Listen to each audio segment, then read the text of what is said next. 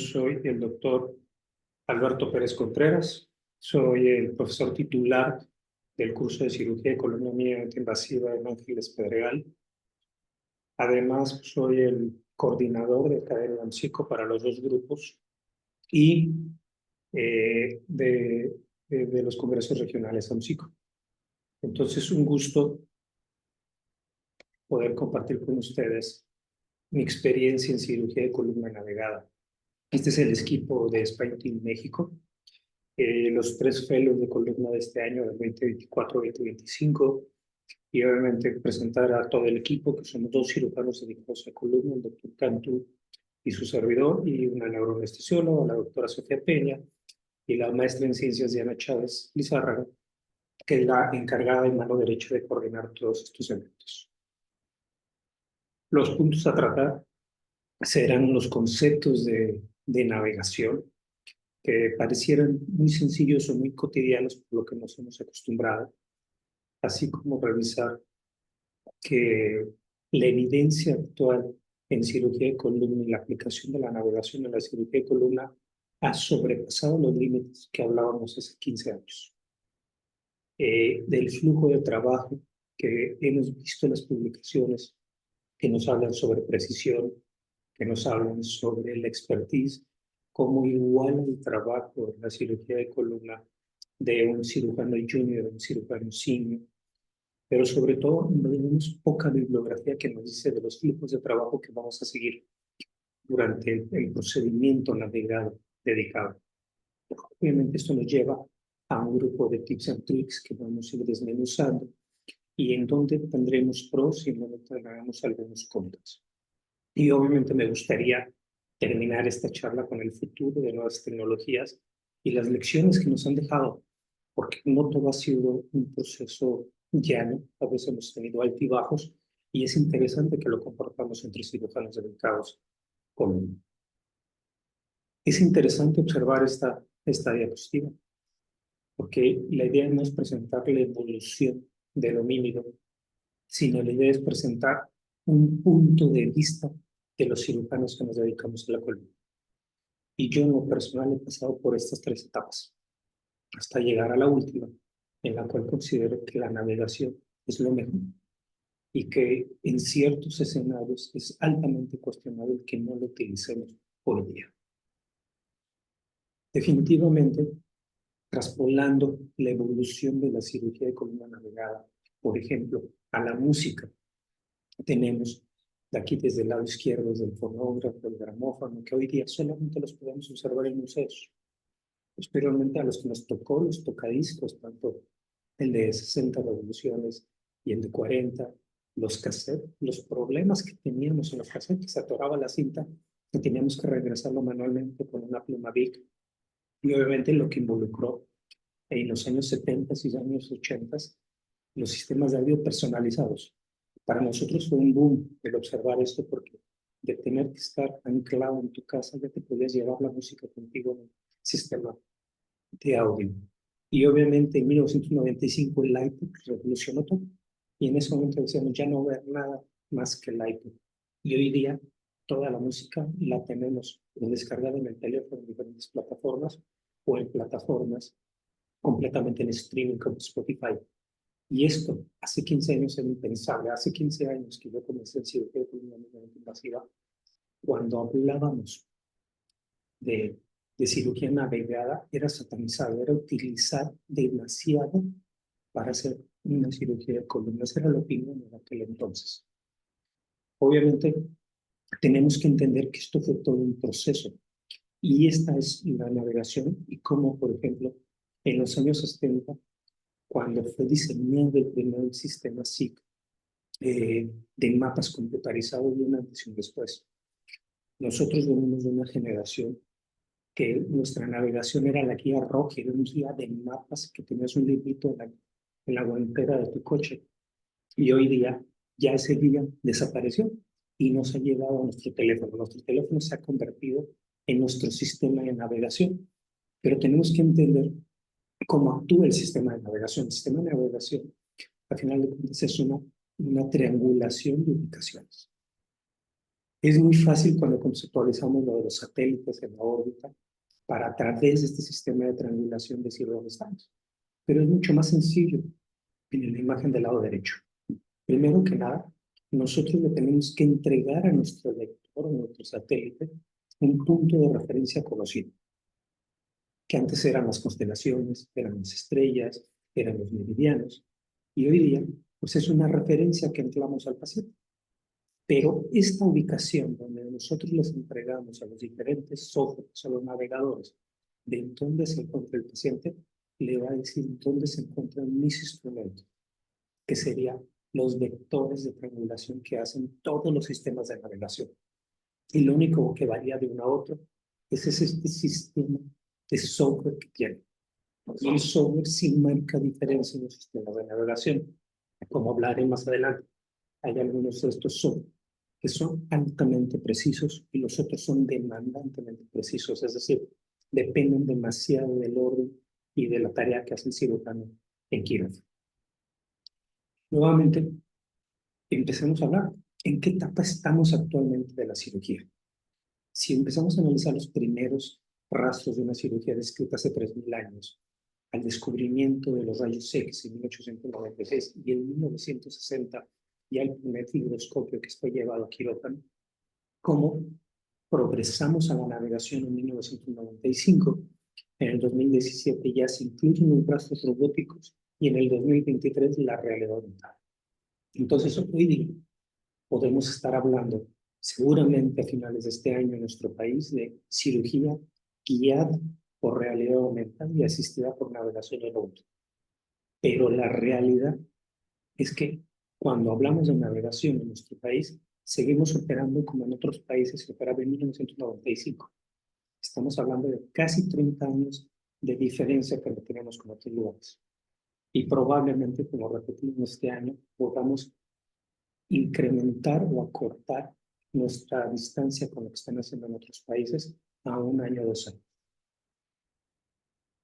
Y esto es lo que permite la cirugía de navegación en columna, permite cesar toda la columna vertebral, desde la unión craneovertebral, base de cráneo, permitir construcciones axiales, subaxiales de columna cervical, construcciones largas, con múltiples constructos de la chimenea toracolumbar y de la unión sacra. Pero ¿cómo vamos a llegar a hacer esto? ¿Cómo vamos a lograr tener esto claramente? Tenemos que tener en cuenta que esto existe una planeación previa, que es el cero o el llevar a cabo el trabajo en quirófano fuera de nuestra mesa quirúrgica para posteriormente llevar todo el concepto de navegación adentro de nuestra mesa quirúrgica y por lo tanto tendremos que ir desmenuzando la importancia de adquirir imágenes pre o transoperatorias, ya sea con resonancia, tomografía, fluoroscopio 2, 3D, cómo colocar una referencia percutánea y las diferentes herramientas de trabajo que tenemos que tener. Y sobre todo, el respeto a un navegador, que al final de cuentas es un software de alta precisión, pero los que no somos precisos somos los que lo usamos. Y esto tenemos que tenerlo claramente nosotros.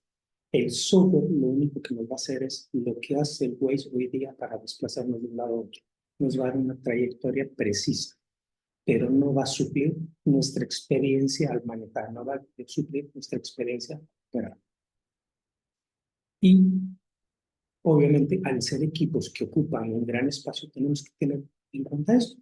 ¿Cómo cambia nuestra mesa, nuestro área de quirófano cuando tenemos estos equipos trabajando, donde se vuelven gran parte de los protagonistas y que no ocupan espacio? Es sumamente importante que conceptualicemos que estos equipos requieren un espacio preciso para trabajar en forma adecuada y no arruinarnos la cirugía. En el caso del OAR, que es la imagen que están viendo, el video que están viendo ahorita, es un brazo robótico al cual se le adaptó un fluoroscopio de 2D que gira 300 grados, 360 grados alrededor del paciente y adquiere entre 250 y 278 imágenes aproximadamente, dependiendo de la definición baja, mediana o alta que queramos. Entonces, al adquirir estas imágenes alrededor del paciente, las transfiere al sistema de navegación. Obviamente, la protección del área estéril cobra sumamente importancia al ser una C que se va a convertir en una O abrazando alrededor del paciente. Y esta protección estéril es muy similar a la que podemos utilizar con el fluoroscopio o con los microscopios que actualmente tenemos. Sin embargo, créanme que este paso es de suma importancia porque es donde habitualmente se echan a perder varias de estas fundas estériles que pueden representar un costo extra. La colocación de la referencia.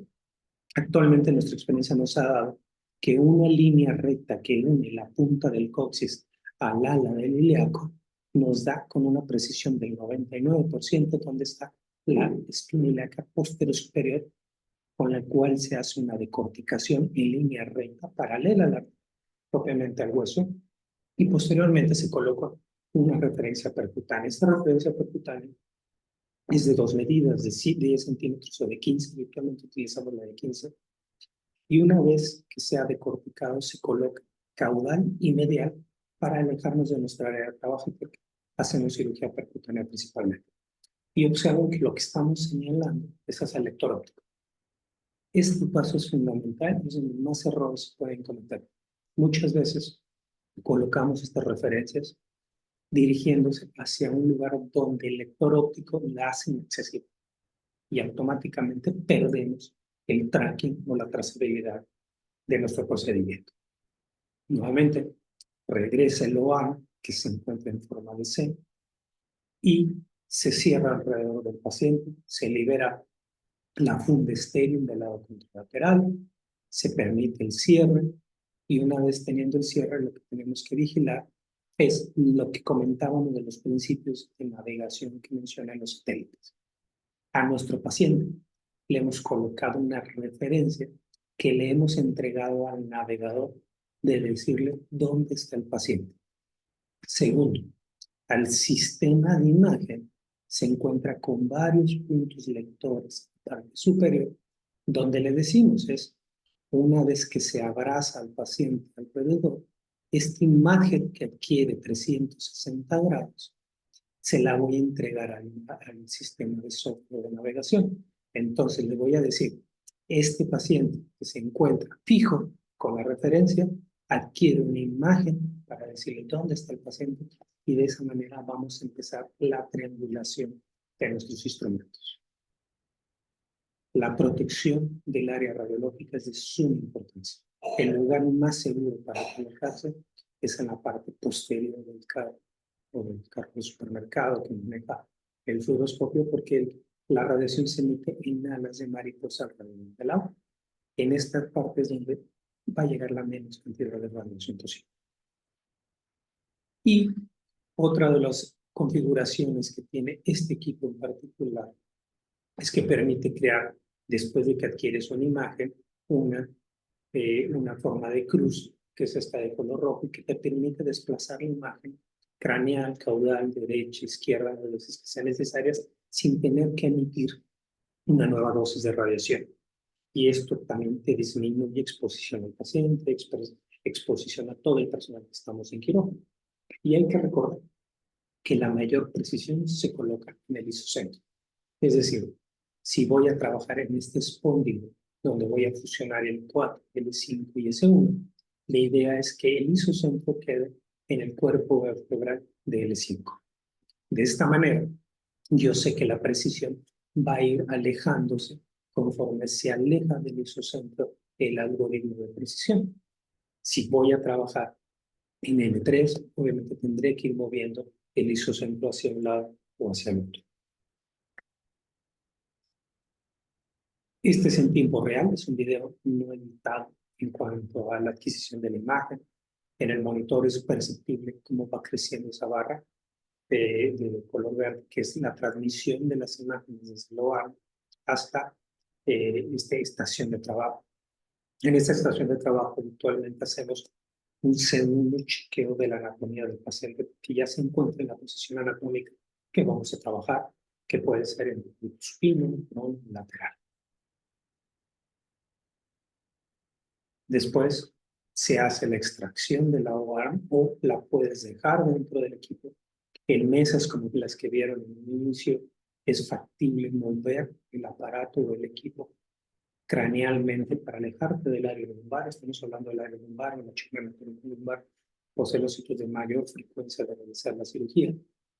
Mi preferencia es sacar el equipo porque es un equipo que no va a regresar. Ya después de esto trabajaremos juntos. Nuevamente, la navegación de los instrumentos. Recordemos la imagen del satélite. Tenemos nuestro satélite, que es el lector óptico. Tenemos nuestra referencia, que es el área fija del paciente, y un instrumento. ¿Qué es lo que reconoce este lector? Lo que reconoce es dónde están ubicadas estas esferas que reflejan la lector óptico. Y obviamente, si estas son 3 esferas lineales con 2 a los lados dispuestas de esta manera, sabe que esto es un palpador, un puntero.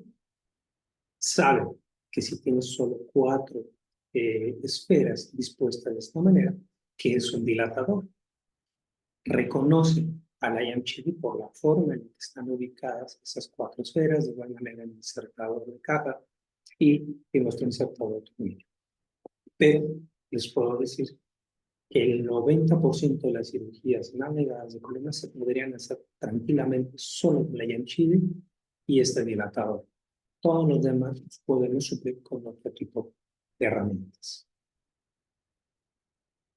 Hasta aquí hemos terminado lo que se denomina el flujo de trabajo extra mesa.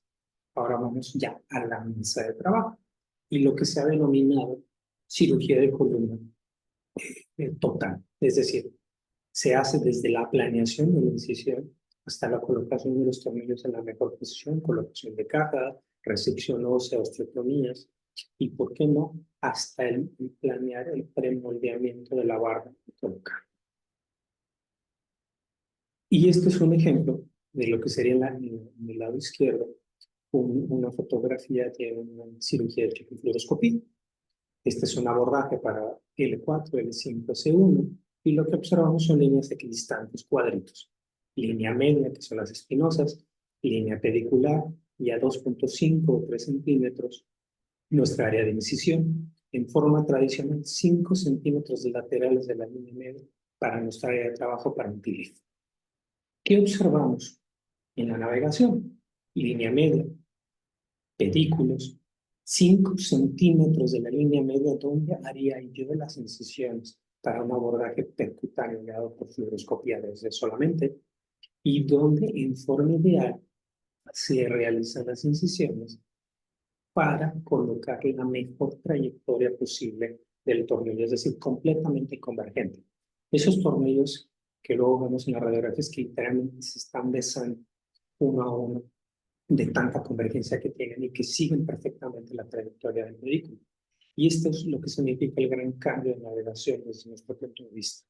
Es decir, con fluoroscopía tradicional no estamos haciendo la precisión anatómica que requiere el paciente, por lo menos en cuanto a colocación de convergencia de los tornillos y en cuanto a diámetro de los tornillos. Con la navegación sí es posible hacerlo. Y este es un video de cómo lo hacemos. En la parte superior tenemos las manos del cirujano, las manos del monitor, y obviamente en la imagen derecha las imágenes del navegador. ¿Qué es lo que estamos haciendo? Estamos buscando el área de convergencia óptima, en este caso para L5, para L4, para S1 y para la entrada de la osteotomía lateral para hacer mi abordaje transforaminal. A mí me gusta en lo personal utilizar esta técnica del compás, aunque el tornillo no queda de esta manera, de forma superior o inferior, pero me permite crear una incisión más pequeña en el área de las osteotomías. Y de esta manera nos permite solamente marcar hacia un lado y hacia el otro nuestra área de trabajo.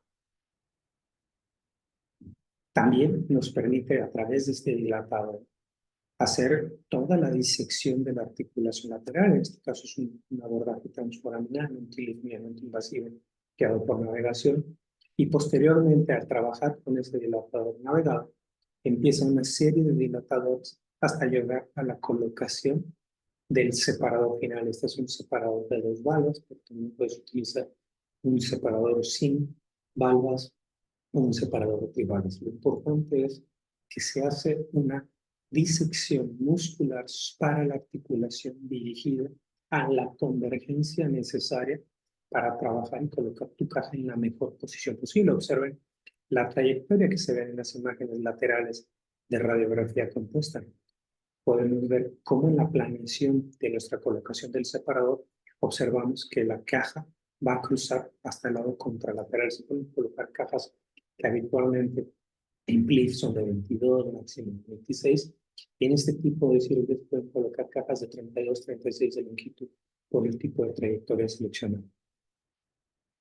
Nuevamente, en caso de planeación del acceso o LIF o del ex-LIF o del LIF 5.1, nos permite con este disector romo, a través de una pequeña incisión, estamos haciendo una elevación del psoas en el trayecto del psoas y de la aorta, lo que se denomina acceso o LIF extendido. Entonces nos permite crear ciertos corredores que en otros casos serían difíciles tener de forma natural, elevando el psoas con la navegación. En la línea amarilla tenemos nuestro acceso ex-LIF ideal en la media.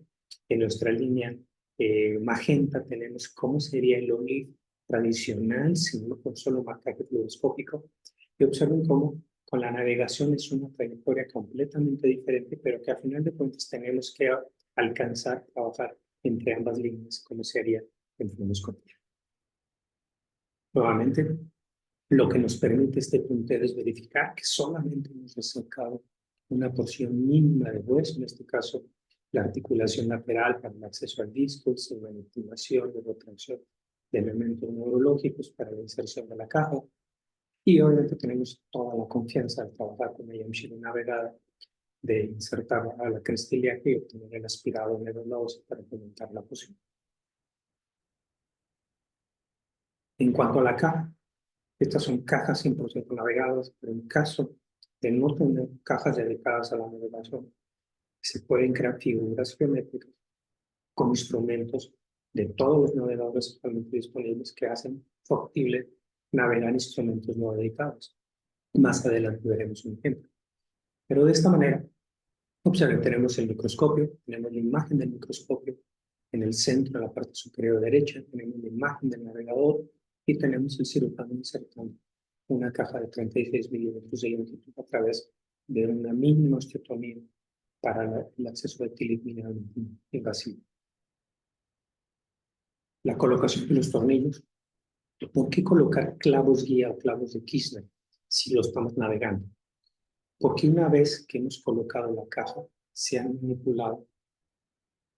manipulado principalmente los tornillos que se alejan de la referencia. Es decir, en este caso estamos trabajando L4, L5.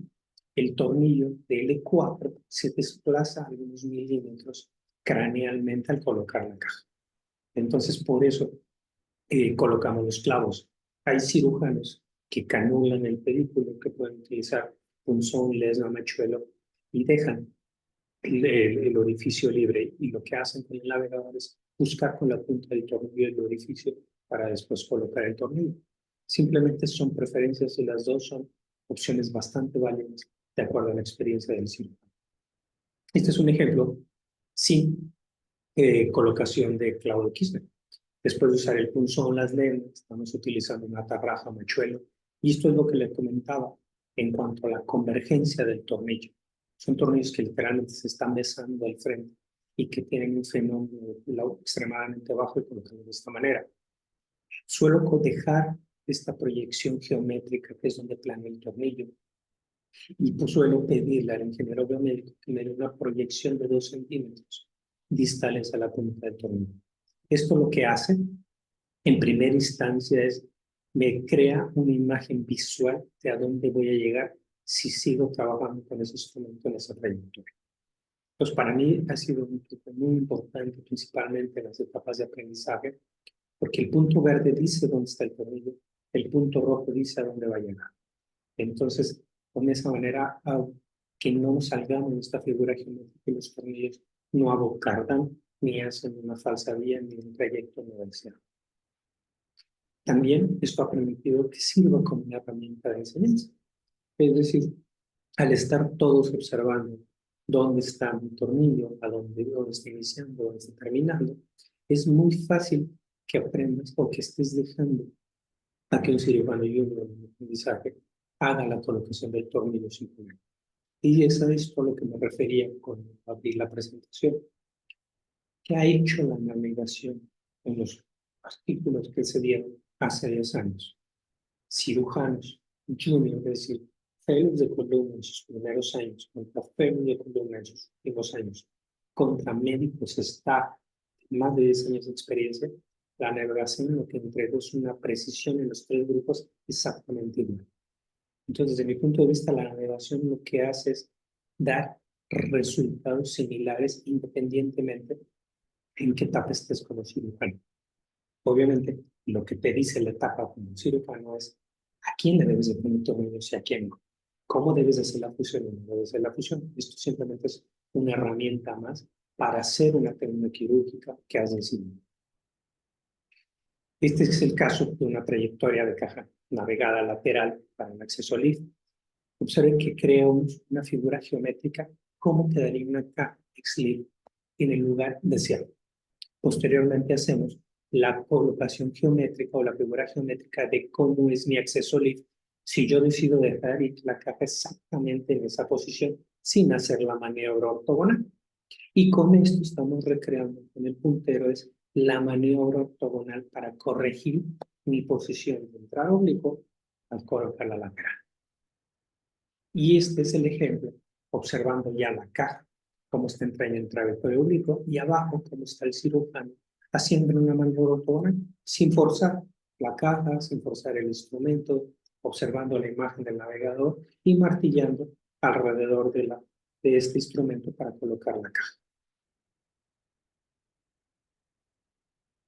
Este es otro ejemplo de la expansión que ha tenido la cirugía de columna navegada. En este caso hicimos un abordaje transforaminal uniportal, solamente resecando la articulación lateral. Dejamos una camisa de trabajo de 12 milímetros y posteriormente a través de esa camisa de trabajo colocamos una caja navegada. Esto fue antes de que llegaran las cajas de titanio al país y que nos ha hecho colocar estas cajas, ya sea por abordaje biportal o bajo visión directa con nuestro endoscopio uniportal. Esta es una caja de PIC navegada que nos permite a través de un cirujano mínimo. Ahí pueden ver cómo el puerto de trabajo es un puerto endoscópico que usamos para cirugía uniportal y a través de eso fue posible colocar esta caja. También se ha expandido ya en los últimos años con la asistencia de estos motores o middleways, como se llama propiamente, el MR8, que es navegado, es dedicado al equipo. Es decir, con esto es factible estar viendo en tiempo real en la pantalla la imagen del microscopio y en las otras tres pantallas las imágenes donde está la punta de fresado trabajando para realizar y ese over-top, una fasectomía completa, una fasectomía parcial, una esmentitis o una punta, o incluso una corpectomía en caso necesario.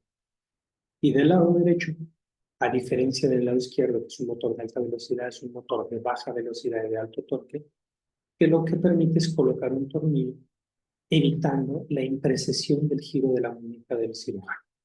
De esta manera evitas ese abocardamiento que en forma natural tendemos a hacer los cirujanos al momento de mover todo el muñeca al mismo tiempo y a la inserción del tornillo. Hay otro tipo de instrumentos que se pueden navegar, como por ejemplo COPS, que te permite verificar que estás haciendo la amulotomía contralateral en un acceso X-Lift, con un acceso O-Lift, cómo vas a hacer tu corrección de maniobra ortogonal, también para ir dilatando progresivamente. Pero hay que recordar que estas imágenes son estáticas. Si tú requieres observar o corroborar qué tanto estás logrando expansión, sí es necesario tener una imagen dinámica, que en este caso sería asistido por un fluoroscopio durante el evento navegado. Nuevamente la verificación, no solamente de la colocación de los tornillos en la forma de las imágenes en 3D de construcción, o la colocación de la caja, donde tú has deseado, sino cómo has terminado tu laminotomía, caminas por debajo de la espinosa, estás en la lámina contralateral realizando una obra de top, cómo estás verificando la discoidectomía en cuanto a profundidad para no violar el ángulo inferior y arriesgar a tu paciente una lesión vascular, y también te permite calcular la longitud de la caja con este tipo de mediciones. Y este es un caso diseñado para presentar qué más podemos hacer hoy día con la navegación. Es una mujer con una enfermedad, un segmento adyacente en la curva torácica proximal por fallo del sistema o de estructura que le provocaba una deformidad en cifosis completamente. Y esta es una imagen de tomografía que se adquiere en supino. Entonces, observen cómo tiene esta cifosis el paciente. Y estas son las radiografías con carga, es decir, con la paciente de pie, cómo esa cifosis se acentúa más. Obviamente hacemos nuestra exposición, no siempre utilizamos referencias percutáneas, en este caso es una referencia que se ancla a citófisis espinosas, esto en especial lo utilizo cuando ya he cruzado la charnela columbar y si nos hemos alejado más de los 20 centímetros recomendados de la referencia percutánea en la cresta ilíaca, es recomendado migrar a una referencia mini open en la charnela torocolumbar, la puedo trabajar incluso desde T4 hasta T12 sin ningún problema. Y hemos hecho la exposición, una vez que se coloca, adquirimos la imagen, y empezamos con la colocación de los tornillos. Es de nuestra elección primero marcar todas las trayectorias de los tornillos, es decir, lo que estoy buscando es colocación perfecta, no violar al conducto, principalmente, no violar hacia la parte interior del cuerpo vertebral y obviamente que no queden hacia la costa transversa. Entonces hemos decidido empezar a marcar todos los pedículos que vamos a tratar. Empezamos desde el área de fracaso de la instrumentación previa hasta P4 en este caso. ¿Y cómo hacemos la trayectoria de los tornillos?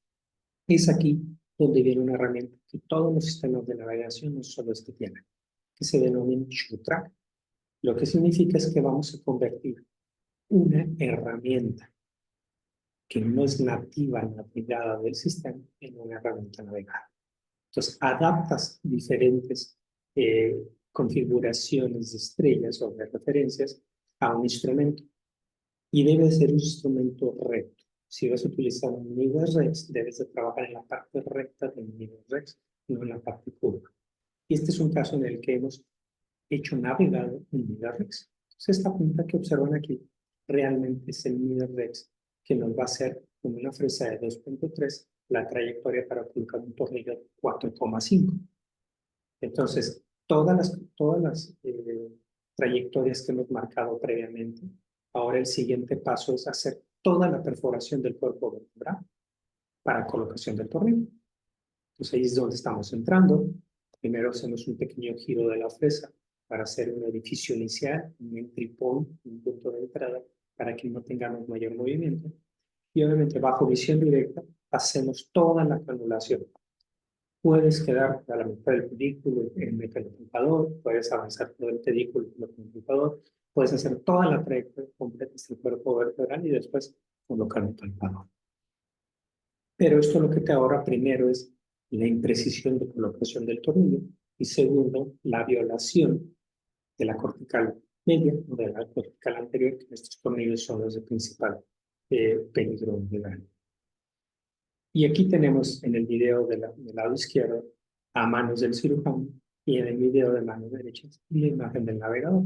Es decir, estas son las estrellas que está detectando el sistema de navegación y observen cómo esta referencia o este SureTrack se ancló desde la parte recta del Midas-Rex, no en la parte curva, está diseñado para piezas rectas. Entonces hacemos un entry point, posteriormente hacemos toda la inserción a lo largo del pedículo y del cuerpo vertebral para posteriormente colocar el tornillo. Y aquí tenemos todos los puntos. Hemos hecho toda nuestra trayectoria a través de nuestro pedículo previamente geométricamente marcado. Después de utilizar el motor, utilizo el palpador en el puntero para verificar que esté bien colocado y después un tornillo navegado simplemente para demostrar que todavía puedes hacer ciertos movimientos. Especialmente en tornillos pediculares, que se podría hacer hasta lo que se denomina una pediculoplastía, es decir, aprovechar los esponjos del pedículo para ir maniobrando. ¿Cómo maniobras? De medial a lateral, de medial a lateral, solamente en el tercio externo del pedículo, el tercio proximal o el tercio posterior. Una vez que estás en el tercio medio, si haces esta maniobra, vas a fracturar el pedículo. Entonces, pedículos torácicos, pedículos displásicos, pedículos que generan conflicto en cirugía abierta, en cirugía con fluoroscopía, que te dan voltaje positivo, que sí no te cierran el circuito una vez que estás utilizando el neuromonitoreo. Al hacerlo navegado, sí te permite hacer estas maniobras para la colocación o inserción de un tornillo en estos pedículos difíciles. Y aquí vemos cómo va avanzando a través de esta figura geométrica que hemos pre-contorneado. Nuevamente tenemos toda la colocación de tornillos en nuestra área de trabajo. Y lo más importante desde mi punto de vista es, observen, esta es la imagen de tomografía que les presenté en el preplano. Y aquí tenemos marcado 3 osteotomías de Mead-Peterson y la extensión de las osteotomías teníamos que alcanzar cráneo-caudales para los diferentes grados seleccionados para la corrección de esta cifosis y este segmento yacente. Con el paciente en supino, sin haber realizado osteotomías, solamente la colocación de los tornillos, observen la diferencia en cuanto a los grados a ganar, es decir, tengo que realizar una devastación menor ósea que en el preplanning solamente con el cambio de posición. Y esto se adquiere con este fluoroscopio 3D, que se denomina OAN o Captain Martin es OAN. Y lo que hacemos es adquirir 3 imágenes y las fusionamos con el mismo equipo. Y de esta manera podemos hacer correcciones de último momento por la posición del paciente, de que se requiere o mayor extensión o menor extensión de mi trabajo. Aquí ya vemos el marcaje de las 3 osteotomías de Mead-Peterson, las 3 osteotomías realizadas, y el trabajo final. Una corrección de cifosis 56-76, 20 grados de corrección con la colocación de tornillo y con 3 osteotomías de tipo de Mead-Peterson. Nuevamente el comparativo en la anterior posterior de pre y post, cómo mejora la función pulmonar. Este es uno de los objetivos en este procedimiento.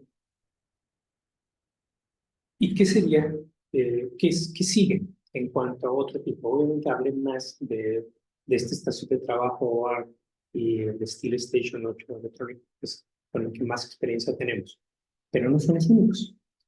Actualmente en el país desde hace un par de años tenemos esta navegación 7D de Stryker, que lo que te permite es poder tener un estudio preoperatorio como tomografía, si vas a hacer un mini ojo en una cirugía abierta. ¿Y qué es lo que hace el navegador en este caso? A través de esta lámpara que tiene una cámara de alta resolución, esta cámara es parecida a la que se utiliza en los aeropuertos, es una cámara parecida a la que se utiliza en los sistemas de alta seguridad internacionales que adquieren millones de píxeles con la fotografía. Tú al adquirir una tomografía en supino, al pronar al paciente lo cambias y hay cambios en cuanto a la curvatura del paciente. Lo que hace esta cámara es hacer un matching o una corrección al momento de pronarlo al adquirir esta imagen. Posteriormente, reconoce toda la superficie del cuerpo vertebral. Es ahí que es muy importante exponer de transversa a transversa o de macizo facetario a macizo facetario y que esté libre de tejido y de sangrado para que sea una fotografía que nos dé todo este marcaje. Porque después de esto tenemos que decirle dónde está la derecha, dónde está la izquierda, dónde está craneal y dónde está caudal. Y eso lo hace un cirujano.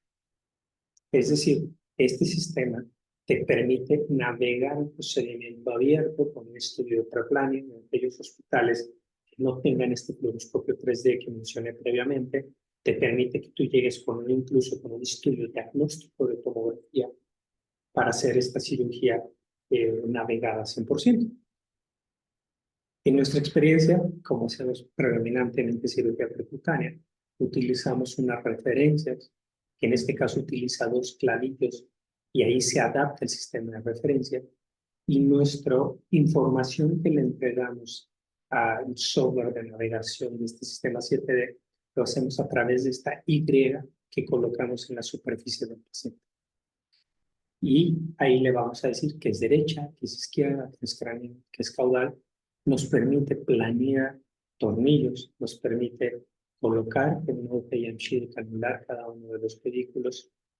Y aquí tenemos el ejemplo, en este caso estamos colocando un S1 y nos permite una métrica que nos dice claramente qué longitud y qué diámetro de tornillo va a tener.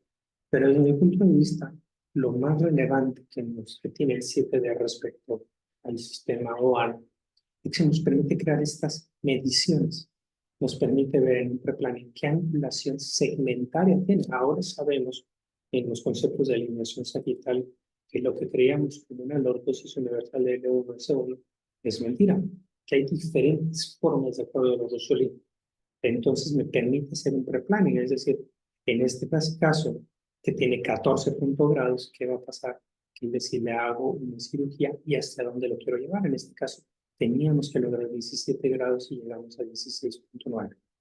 En este caso, el paciente está totalmente colapsado, logramos 16 grados de lordosis, es decir, tenemos en la suma de ambos, del L4, L5 y L5 S1, 32 grados de lordosis segmentaria o curva fraccional, que en la mayoría de los Rossolini es la apropiada. Del lado derecho tenemos en una prótesis de disco cómo logramos corregir de 12 a prácticamente 15 grados al colocar esta prótesis un disco de L4, L5 que estaba 10,9 milímetros respecto a 8,6 milímetros, es decir, un disco L4, 5 lordótico donde debería ser paralelo y lo hemos logrado. Entonces, desde el punto de vista del 7D te entrega estas herramientas que lo hace. ¿Qué otro tipo de navegaciones hay? Está el Intrax, que es un sistema de navegación dedicado a endoscopía.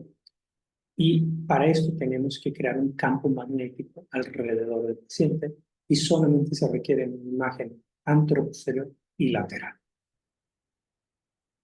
Aquí tenemos los ejemplos, tenemos el generador del campo electromagnético, tenemos estas dos paletas, que es una de anteroposterior y una lateral, y tenemos la adquisición de esas imágenes. Y lo que observamos en las imágenes es toda una serie de puntos. Entre más puntos detecte en la anteroposterior y lateral, el software aumenta su precisión. Y obviamente, nuestra referencia física al paciente es este cubo de color azul que se ancla a la cresta ilíaca del paciente, que le va a entregar al sistema un paciente fijo o referencial. Y esto te permite hacer la punción inicial al disco para una abordaje clínica dentro-fuera, transforaminal endoscópica, y tenemos que verificar cada uno de los instrumentos. En este caso, observen que no hay ninguna esfera en los instrumentos. ¿Cómo es que se detecta la navegación? Se hace a través de un filamento. Y ese fue el gran avance que hizo Joymax hace un par de años. Porque el canular, en este caso, por ejemplo, un endoscopio, a través de un filamento que no supera el milímetro, fue un gran reto. Y en la imagen de fluoroscopio lo que ustedes pueden observar es este cono de color azul que dice hacia dónde está tu visión y qué es lo que estás observando. Esto lo que hace es tienes mayor precisión en el canular tu foramen, si no tienes que estar tirando rayos, si quieres verificar hasta dónde estás realizando una descompresión, una discoidectomía. Pero ¿qué es lo que sigue? Hemos hablado de navegadores que en cuanto a nivel de evidencia ya está demostrado en un inicio hace 15 años que se empezó con la navegación y desde el 2016 que yo comencé con la navegación. Yo recuerdo que la mayoría de las discusiones era ¿qué tan preciso es? Alguien que tiene 40.000 tornillos es sumamente preciso. Lo que hace el navegador es no tienes que tener los 40.000 tornillos para ser así de preciso. Pero sabemos que son equipos de alto costo, de un tamaño considerable, que en muchos quirófanos no se dispone de la infraestructura para tenerlo. Entonces, ¿qué es lo que sigue? Probablemente, y este año lo vamos a estrenar ya, es robots dedicados a que realmente es un brazo esclavo como un cobot. No, es un robot, es una gran diferencia entre uno y otro. Este es en el de arriba es el Mason Robotic y en el de abajo es el RUSA. Este es un brazo que se ancla al paciente, es decir, es como la referencia de decirle dónde está el paciente. Adquieres tu imagen con el OAR, este sistema, este brazo ya viene incluido en un sistema de navegación donde te permite hacer pre-planning de colocación de tornillos, tu acceso al foramen, tu acceso al disco si vas a hacer una cirugía lateral. Y lo que hace el brazo es moverse a la superficie del paciente. Es decir, tú le dices, yo quiero colocar el tornillo L4 derecho, y el brazo se mueve al sitio exacto donde tienes que hacer la incisión, la dilatación secuencial para acceder al pedículo o al foramen para hacer tu abordaje transforaminal. La diferencia que tiene el robot de abajo es que no se ancla al paciente. Este robot tiene una referencia independiente al paciente, como la que mencionamos. Es una referencia que se ancla a la espinosa, pero también la hipercutánea. Desde mi punto de vista, y en los talleres y en las cirugías que he tenido la oportunidad de observar, es mucho más preciso que es anclado al paciente. Pero también es más peligroso, porque un movimiento brusco del equipo literalmente puede romper la referencia del paciente. Entonces, pros y contras entre uno y otro. ¿Qué hay sobre la realidad aumentada? Nosotros comenzamos como la realidad aumentada en 2016, 2017, con equipos francamente artesanales, con una variedad de realidad aumentada que se denominaba el espejo, que lo que tenía la función es inyectar las imágenes del navegador directamente a uno de los ojos del cirujano, y el otro ojo del cirujano tenía la imagen macro de lo que estabas haciendo. Y lo que te permitía pues, era ergonomía. No tienes que estar girando a las pantallas del navegador y, hasta cierto modo, comodidad en cuanto a tu manipulación, a tu dirección ergonómica durante la cirugía. Hoy día ya hay equipos dedicados. Este es un equipo que utiliza esta pirámide. Esta pirámide, además de los códigos QR, igual que los stickers, tiene una imagen metálica, que es la que observan aquí girando. Entonces, esa imagen metálica es la que realmente detecta el sistema una vez que haces la adquisición con el fluoroscopio 3D. Este sonoar, se adquiere la imagen, y lo más importante es que tienen que aparecer todos los lados de esta pirámide, así como esa placa metálica, para que el sistema o el software lo detecte y puedas empezar a trabajar. Lo que te permite es planeación de tornillos. Igual puedes crear longitudes, diámetros, direcciones. Puedes utilizarlo como una herramienta en endoscopía asistida. Y esto es lo que observa el cirujano. Observa las imágenes superpuestas al paciente al mismo tiempo que sus manos en proyecciones coronales, axiales o sagitales. Y lo que hace es que no tengas que estar tirando tantos rayos X, y te hace mucho más entretenido el procedimiento quirúrgico. Nuevamente, puedes canular el pedículo con una yamshiri, colocar un tornillo. Y la gran precaución que hemos tenido en este tipo de cirugías es que sí se vuelven ostensiblemente más lentas que una cirugía navegada con los equipos previamente hechos. ¿Por qué? Porque aquí dependemos de que los lentes que tiene el cirujano a la cabeza, que están realizando la lectura de estos códigos QR, primero que nada los tiene que procesar el lente, lo tienes que transmitir a una computadora, esa computadora lo tiene que transmitir a un servidor que no está en el país, que está en Estados Unidos, y regresar la información. Entonces, el retraso entre lo que tú estás viendo, que es la imagen superpuesta, o estas tres pantallas en código de Diana que te dicen la axial, la sagital y la coronal, puede llegar a ser entre 3 y 5 segundos. Es decir, tienes que avanzar un par de milímetros, nunca pasar de 1 centímetro, y esperar a que esa imagen se actualice. Y así tienes que empezarlo a hacer una y otra vez. Por eso estas cirugías se vuelven más lentas que una cirugía tradicional lambda. ¿Qué hay sobre esta navegación móvil? Esta es muy interesante. Tuvimos oportunidad de trabajar con ella el año pasado. Y este es un teléfono celular de un iPhone 5 en este entonces, un iPhone 6, y creo que lo van a llevar a un iPhone 8 por discontinuidad del modelo. Y lo que hacemos es tomar una fotografía del axial.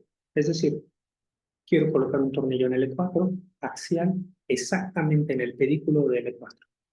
Luego, en la imagen de fluoroscopia, la misma vértebra, pero en proyección lateral ideal. Es decir, tienes que tener una buena proyección lateral sin dobles contornos de pedículo ni cuerpo vertebral. Posteriormente, este dispositivo se coloca en una funda estéril y a su vez se coloca dentro de este case de plástico que tiene un sistema de abrazadera que se puede anclar a cualquier herramienta quirúrgica.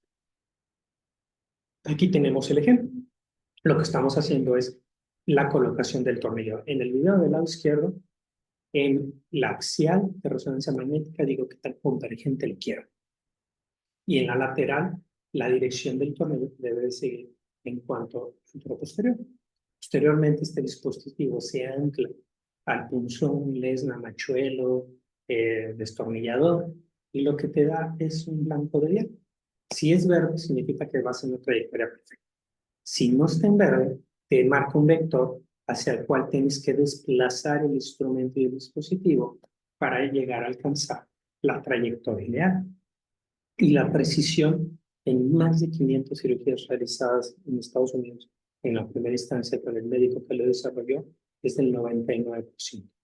Obviamente son cirugías mini open y actualmente ya existe la versión para realizar cirugías percutáneas de este mismo equipo. Este es el ejemplo de la colocación, fueron 4 tornillos.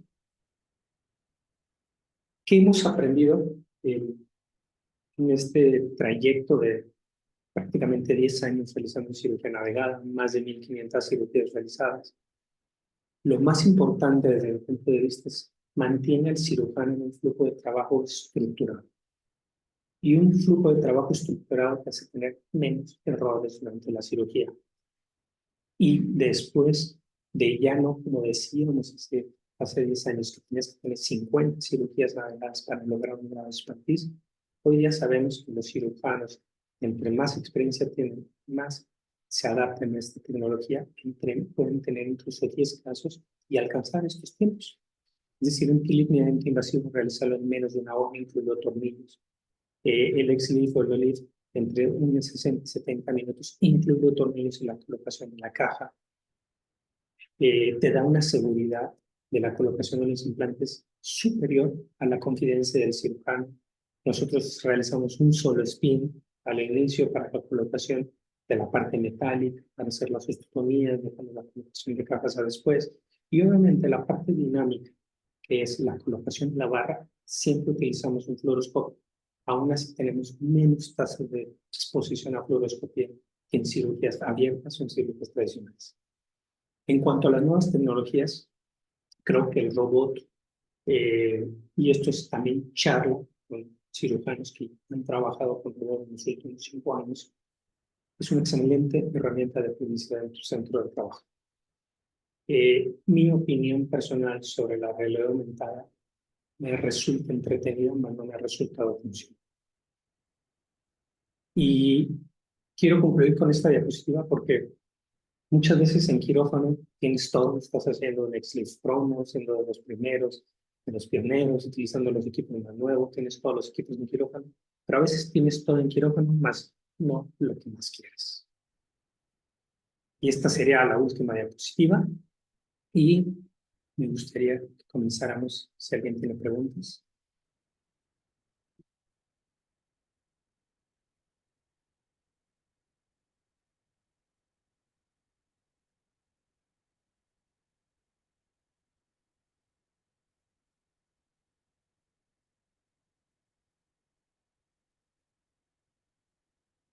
¿Alguna pregunta?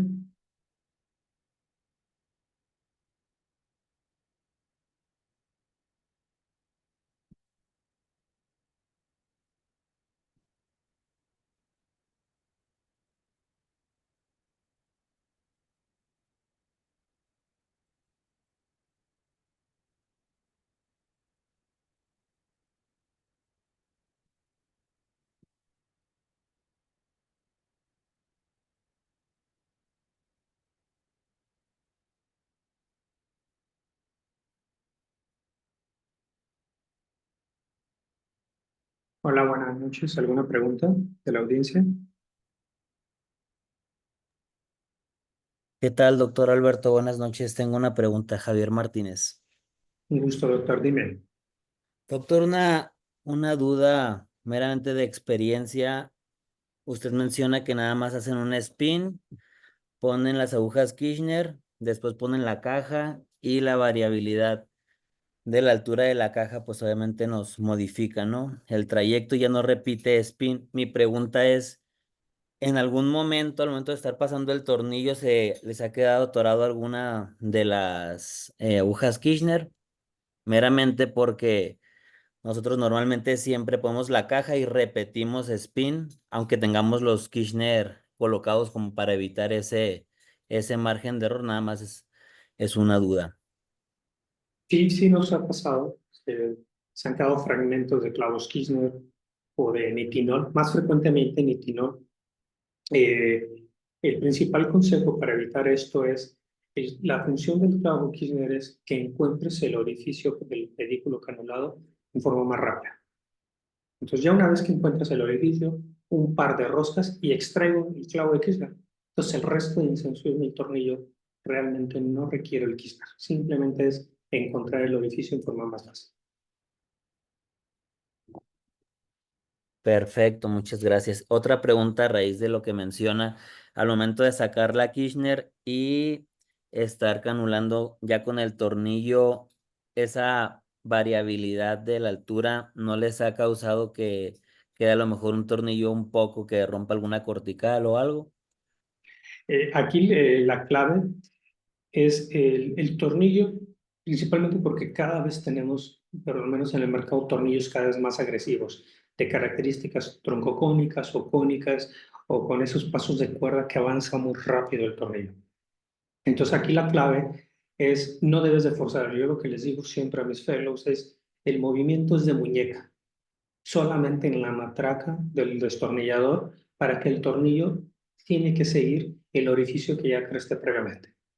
Sí hay un cambio en los tornillos más craneales una vez que has colocado las cajas.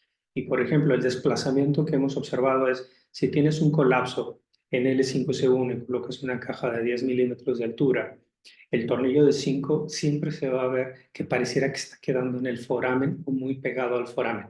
El de L4 a veces pareciera que estás entrando en el foramen, pero cuando tiras el rayo para ver la caja, todos los tornillos están bien colocados. Entonces, simplemente conceptualizar que lo craneal a ti o lo alejado de la referencia se está modificando por la colocación de cajas que estás haciendo.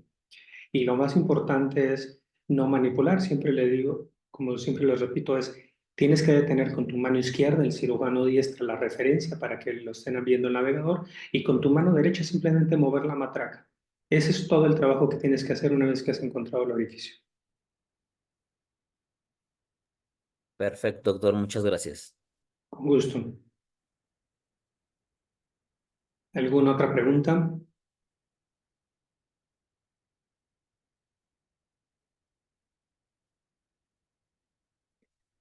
Bueno, pues no me queda más que reconocer la audiencia del día de hoy.